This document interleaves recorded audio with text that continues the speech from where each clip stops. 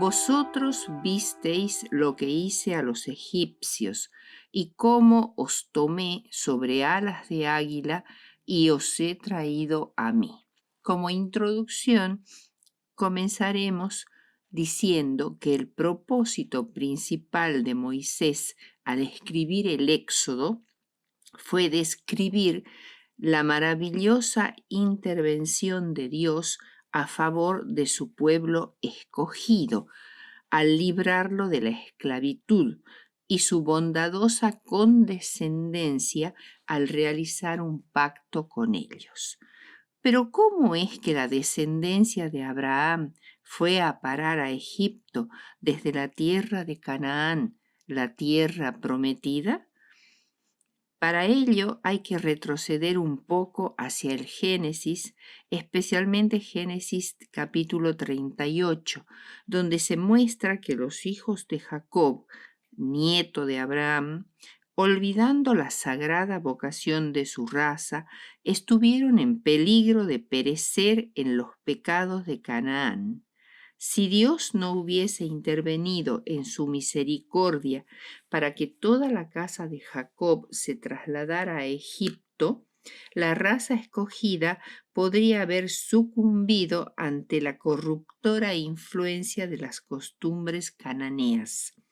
Cuando aún José estaba en la casa de su padre, después de la muerte de Raquel, su madre, al dar a luz a Benjamín, sobrevino la violación de Dina y la cruel venganza de los siquemitas por Leví y Simeón. Pero más amargo y aplastante que todas estas experiencias fue el incesto de Rubén, su primogénito, con Bila, la esposa de su padre. Judá, el cuarto hijo de Lea, tenía 20 años cuando José fue vendido por sus hermanos a los madianitas. Judá y sus propios hijos se casaron muy jóvenes, a los 14 y aún a los 13 años, y lo hicieron con mujeres cananeas. Tales casamientos precoces eran y aún hoy son comunes en el Medio Oriente. Judá, ya teniendo hijos y nietos, se fue a la casa de un varón adulamita, abandonando por un tiempo la casa paterna, y fue entonces que sucedió su acercamiento a una presunta ramera que en realidad era Tamar, su nuera, que buscaba desesperadamente tener descendencia de la familia de Judá. Sin embargo, Dios dirigió los acontecimientos de las personas y de las naciones para asegurar el destino de su pueblo Israel.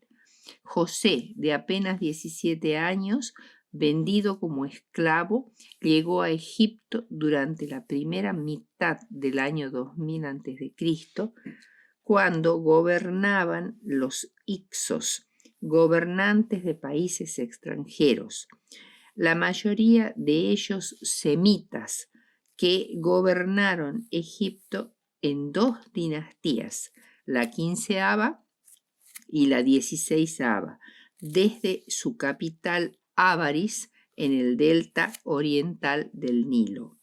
José fue vendido como esclavo a Potifar, un hombre con un cargo importante, egipcio, donde fue acusado por su esposa falsamente de intento de violación, por lo cual fue echado a la cárcel.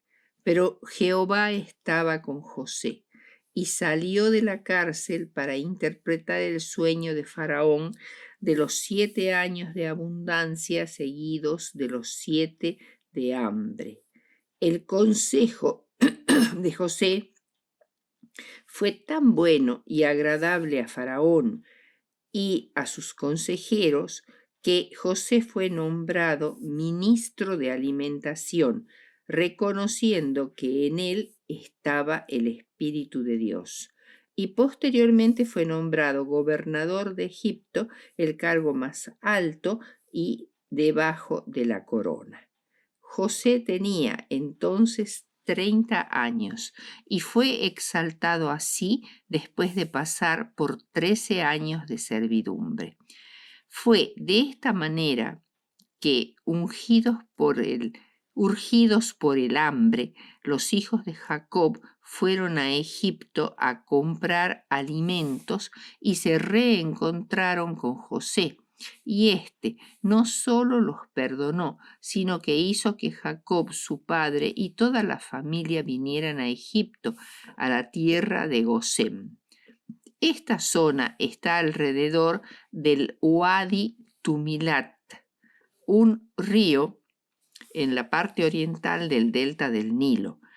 Es un valle de unos 65 kilómetros de largo, cuyo río, generalmente seco, con excepción de la estación lluviosa, conecta el Nilo con el lago Timsa, una de las secciones más ricas de Egipto, tanto en los tiempos antiguos como en los modernos, y además solo estaba a una distancia de 30 a 50 kilómetros de Avaris, la capital de Egipto. El total de personas que entró en Egipto con Jacob, sin contar a las esposas de sus hijos o a las hijas casadas y sus familias, fue de 70 personas, incluyendo a Jacob, a José y a sus 2 hijos. En esta tierra se multiplicaron maravillosamente los hebreos.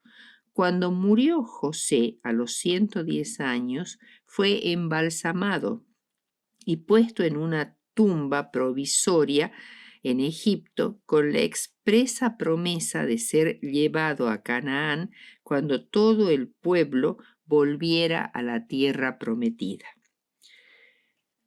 Bajo la dura servidumbre. Los hijos de Jacob fructificaron durante la vida de los 12 patriarcas y después de su muerte, de tal manera que parecía que la tierra se llenó de ellos, especialmente la tierra de Gosén. Pero una nueva dinastía se había levantado en Egipto. Los Hicsos, que habían gobernado sobre Egipto durante unos 150 años, desde 1730 a 1580, fueron expulsados por príncipes egipcios tebanos, especialmente por Amosis, quien derrotó a los odiados Hicsos y los expulsó de Avaris y de Saurén en el sur de Palestina. Desde entonces, los gobernantes de Tebas se convirtieron en los indiscutibles monarcas de Egipto, constituyendo la 18ª dinastía, que además subyugaron a Nubia y a Palestina, formando un imperio fuerte y rico. Obviamente, estos reyes altivos no conocían a José, que era asiático y había sido favorecido por los Hicsos. Por lo tanto, los reyes de la 18ª dinastía fueron los faraones de la opresión. Se levantó un nuevo espíritu de nacionalismo y todos los extranjeros fueron vistos con desconfianza. Primero se puso en práctica una política de opresión mediante superintendentes de trabajo forzado y gratuito para quebrantar la fortaleza física de los israelitas y retardar su notable incremento numérico, además de aplastar su espíritu de independencia y respeto propio. Se los obligó a trabajar en templos y otros edificios gubernamentales que eran lugares de almacenaje de la riqueza nacional, supuestamente bajo la custodia de los dioses en la región oriental del delta. Pero este primer plan de Faraón no cumplió su propósito y tanto más se multiplicaban, dice Éxodo 1:12. A los egipcios les irritaba y molestaba la presencia de un enemigo dentro de sus fronteras que no podía ser sometido. Como un segundo plan, les obligaron a hacer barro y ladrillo, usando estos para palacios y edificios menores, muros de ciudades y casas de almacenaje, y además los pusieron a trabajar en las faenas agrícolas, una tarea que requería constante trabajo y atención ininterrumpida para mantener los canales limpios. Trabajar bajo el cálido sol egipcio, sin sombra y apenas un hálito de viento, desde la salida hasta la puesta del sol y con los pies en el agua, era una experiencia agotadora en extremo. Finalmente, la tercera tentativa para controlar el aumento de los hebreos fue la orden dada a las parteras que cuando atendieran a las mujeres hebreas, si el recién nacido era varón, lo mataran, para eliminar así a un enemigo potencial que estaba dentro de sus límites. El sufrimiento de los hebreos era tal que después de la muerte de Tutmosis III, el cual fue reemplazado por su hijo Amenhotep II, quien demostró ser un rey más cruel e implacable que su padre y un gran conquistador, la Biblia dice que gemían porque conseguía la obediencia mediante un terror sistemático. Y Éxodo 2:25 dice, y miró Dios a los hijos de Israel y lo reconoció Dios. Es decir, se acordó de su pueblo oprimido, de las promesas dadas a Abraham, Isaac y Jacob, y decidió rescatar a su pueblo de la espantosa opresión que estaban soportando. Entonces envió a Moisés como el libertador tan esperado. El Éxodo, una hazaña magnífica. El gran Yo Soy le había dicho a Moisés, yo sé que el rey de Egipto no os dejará ir, sino por mano fuerte. Pero yo extenderé mi mano y heriré a Egipto con todas mis maravillas que haré en él, y entonces os dejará ir. Éxodo 3, 19 y 20. Hay algunas metáforas que describen la magnífica hazaña del Éxodo. Primero, la expresión los sacaré con mano alzada. Ante un faraón cruel, terco y tiránico, Dios manifestó su poder con mano alzada, es decir, con plagas, una más severa que la otra, cuyo objetivo era destruir la confianza de los egipcios en el poder y la protección de sus dioses, que eran solo ídolos, y quebrantar el orgullo y la obstinación de Amenhotep II. La primera plaga dirigida contra el río Nilo, considerado un dios venerado como santo por los egipcios, de la misma manera que actualmente los hindúes veneran al río Ganges. Creían que sus aguas eran salutíferas, pero de pronto Moisés las transformó en sangre y los animales que contenía se convirtieron en una masa de podredumbre. La segunda plaga, las aguas del Nilo produjeron una inmensidad de ranas que infestaron toda la tierra, además de quebrantar al dios Nilo como benefactor y transformarlo en una fuente de peligro para los egipcios.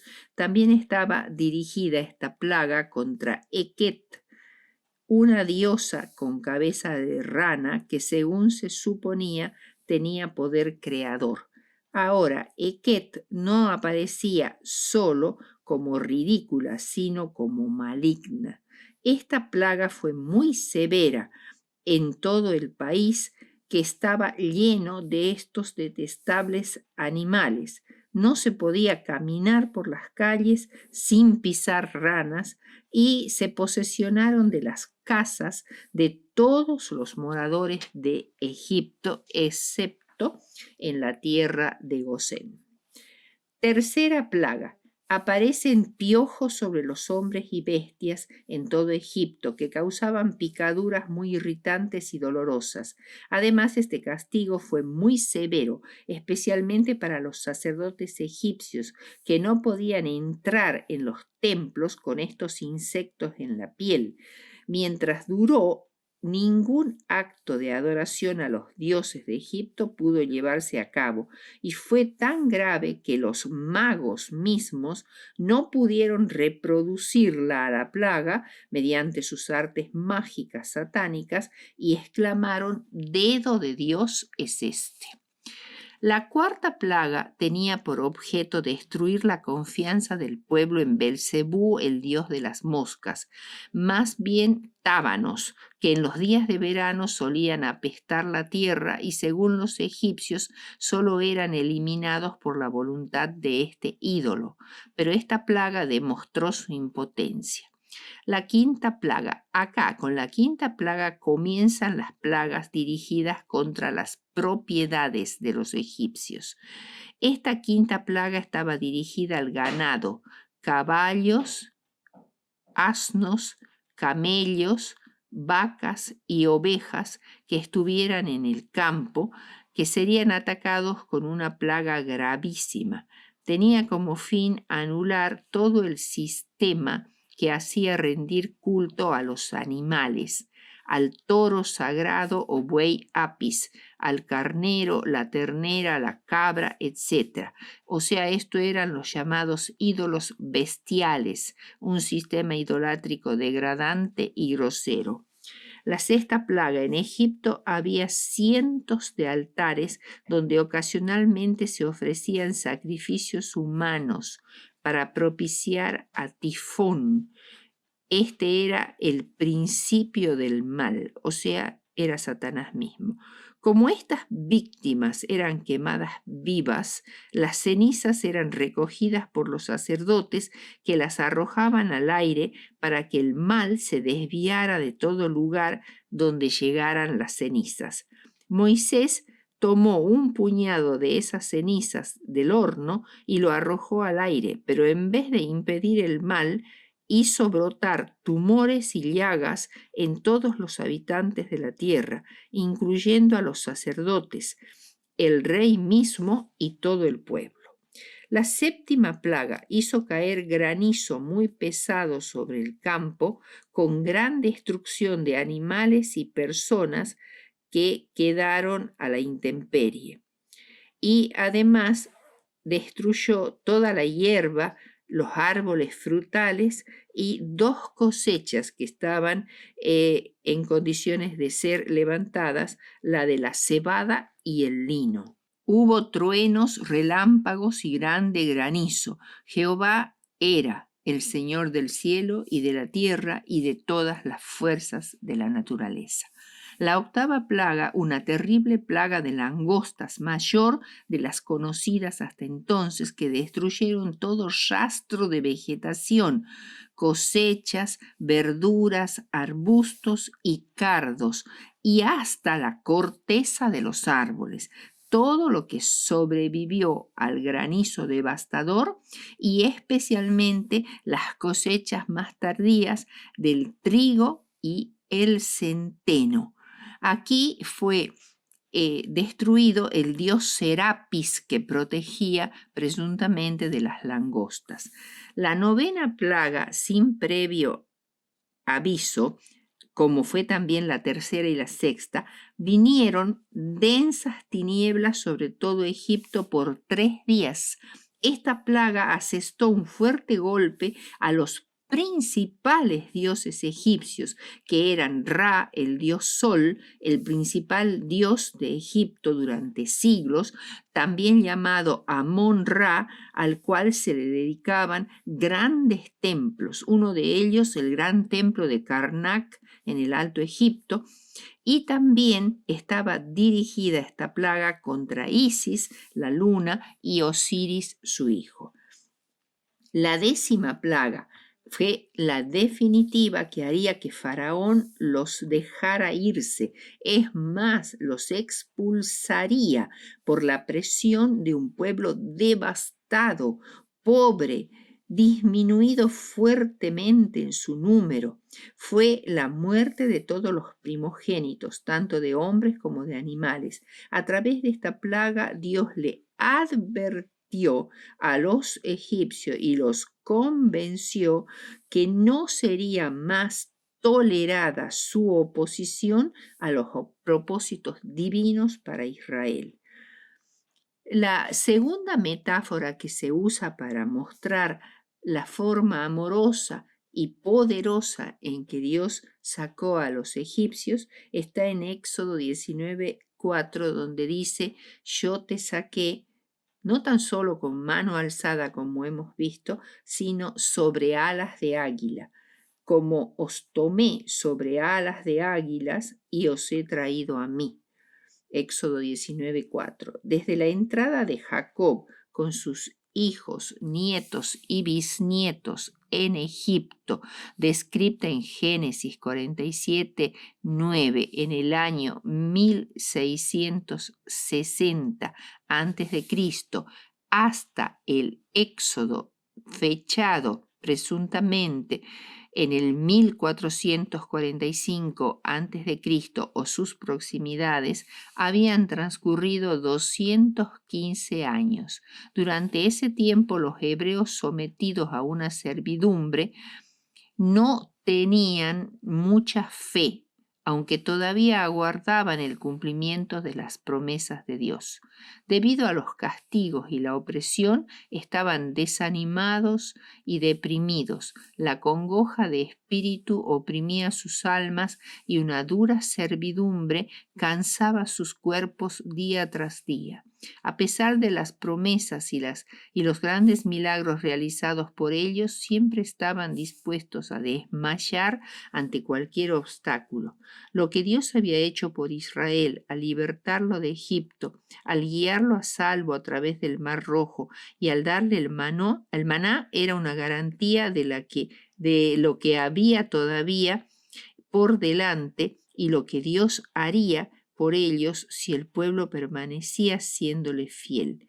Así como el águila madre toma al aguilucho de su nido en las alturas de las montañas, lo arroja al vacío y cuando éste parece que va a precipitarse al suelo, el águila vuela por debajo de él y lo sostiene en sus alas, vez tras vez, hasta que el aguilucho aprende a volar.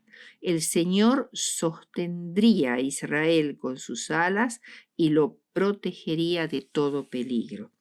Y la tercera metáfora es como el hombre trae a su hijo. Deuteronomio 1:31. Esta metáfora nos habla del tierno y paciente cuidado de un padre por su hijo pequeño, especialmente cuando le enseña a caminar.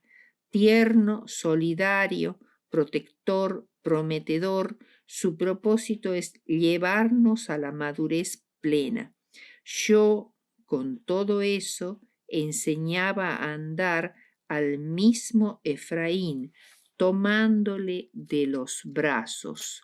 Veamos ahora el tema más importante de nuestra lección, el pacto del Sinaí.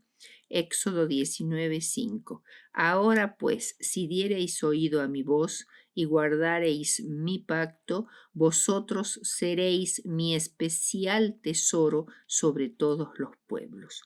Cuando Adán y Eva fueron creados, recibieron el conocimiento de la ley de Dios.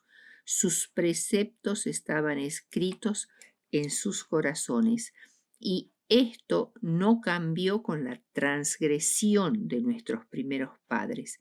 Sin embargo, fue necesario establecer un sistema ceremonial de sacrificios que simbolizara el sistema de redención que Dios había implementado para recuperar a los pecadores a la salvación. Estos sacrificios dirigían su mente hacia el futuro, hacia la muerte de Cristo como supremo sacrificio.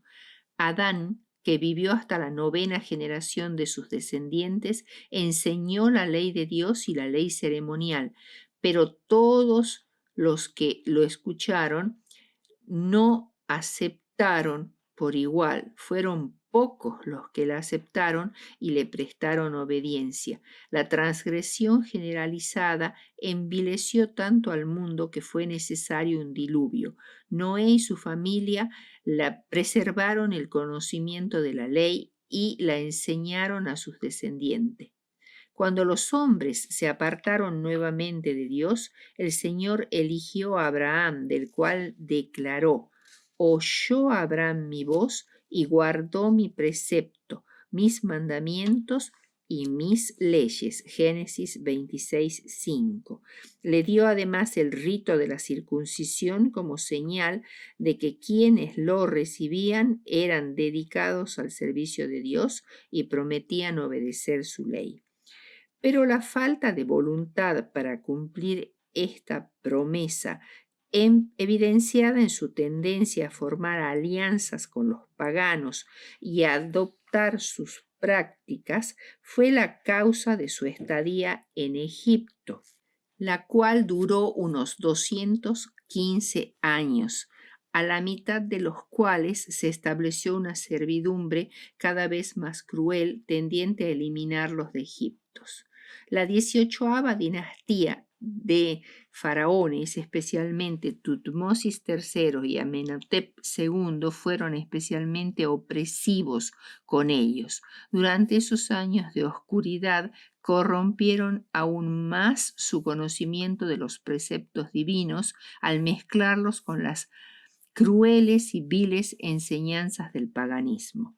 Por eso Dios los sacó de una forma tan prodigiosa y sobrenatural de Egipto y los llevó al Sinaí, donde en medio del humo, el sonido aterrador de la trompeta les reveló nuevamente su decálogo, y no solo lo proclamó, sino que lo escribió sobre tablas de piedra. Además le dio a Moisés derechos y leyes concernientes a los deberes del hombre para con Dios y para con sus prójimos. Estas leyes civiles no eran otra cosa que los 10 mandamientos ampliados y aplicados a las circunstancias diversas de la vida.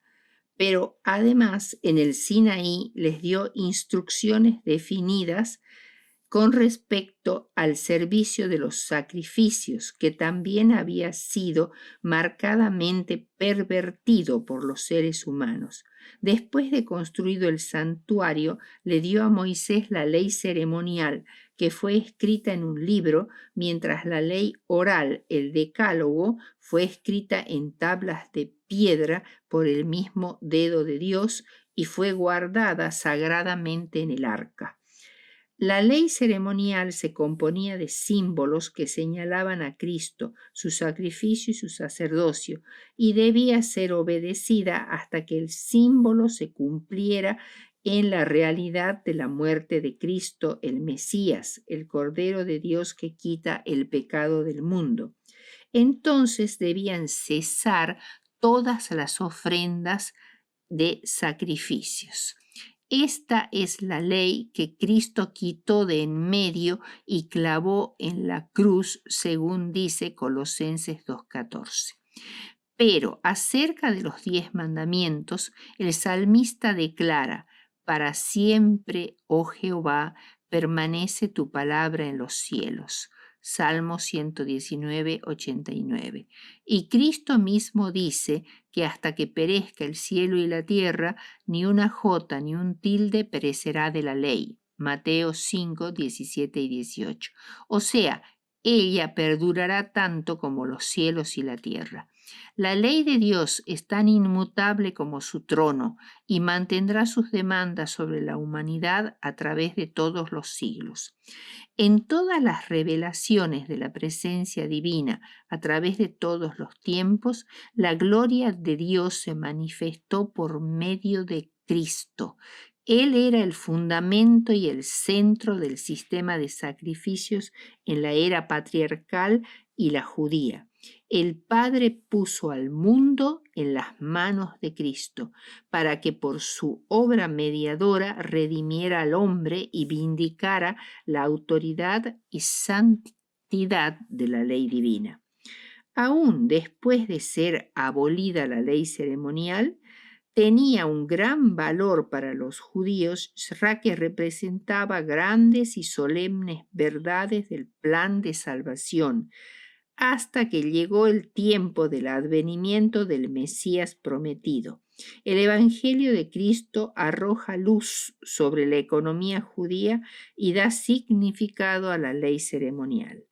Así como la Biblia presenta dos leyes, una inmutable y eterna, la otra provisional y temporaria, así también hay dos pactos. El pacto de la gracia que se estableció primero con Adán, después de la caída, con la promesa de la simiente de la mujer que aplastaría la cabeza de la serpiente. Este pacto puso al alcance de todos los hombres el perdón y la gracia de Dios para obedecer la ley. Este mismo pacto fue renovado a Abraham, quien confió en Cristo para obtener el perdón de sus pecados. Esta fe en el Mesías fue la que se le contó como justicia, pero este pacto de gracia no pudo ratificarse sino hasta la muerte de Cristo. Otro pacto, llamado el pacto antiguo, que fue el que se estableció entre Dios e Israel en el Sinaí, que fue ratificado mediante la sangre de un sacrificio. Pero si el pacto confirmado a Abraham contenía la promesa de la redención, ¿por qué se hizo otro pacto en el Sinaí? Hay razones para ello. La ignorancia y el estado de oscuridad espiritual de los hebreos bajo la opresión. Dios les mostró su gran poder en portentosos milagros. Fue su libertador y su redentor. No tenían un concepto correcto de la santidad de Dios y mucho menos de la extrema pecaminosidad de su corazón, de su total incapacidad de obedecer la ley de Dios y de la necesidad de un Salvador. A pesar de sus promesas de obedecer, unas pocas semanas después los israelitas quebrantaron el pacto al adorar un ídolo. Así comprendieron su maldad, su necesidad de perdón y de un Salvador. Los términos del pacto antiguo eran: obedece y vivirás. El hombre que los hiciera vivirá en ellos. Ezequiel 20:11, Levítico 18:5. Pero maldito el que no confirmare las palabras de esta ley para cumplirlas. Deuteronomio 27:26. Entonces, en época de Jeremías, se anuncia un nuevo pacto fundado sobre mejores promesas. Daré mi ley en sus entrañas y escribiréla en sus corazones, y perdonaré la maldad de ellos y no me acordaré más de su pecado. Jeremías 31, 33 y 34. Mediante la gracia de Cristo viviremos obedeciendo a la ley de Dios escrita en nuestro corazón. Luego, ¿deshacemos la ley por la fe?, pregunta Pablo. En ninguna manera. Antes establecemos la ley. Romanos 3:31. Ha habido, por tanto, un desarrollo gradual de los propósitos de Dios en el plan de redención. El Salvador, simbolizado en los ritos y ceremonias de la ley judía, es el mismo que se revela en el Evangelio. Las nubes que envolvían su divina forma en el monte Sinaí se han esfumado, la bruma y las sombras se han desvanecido y Jesús, el Redentor del mundo, aparece claramente visible. El que proclamó la ley desde el Sinaí y entregó a Moisés los preceptos de la ley ceremonial, es el mismo que pronunció el Sermón del Monte, porque todo procede de aquel en el cual no hay mudanza ni sombra de variación.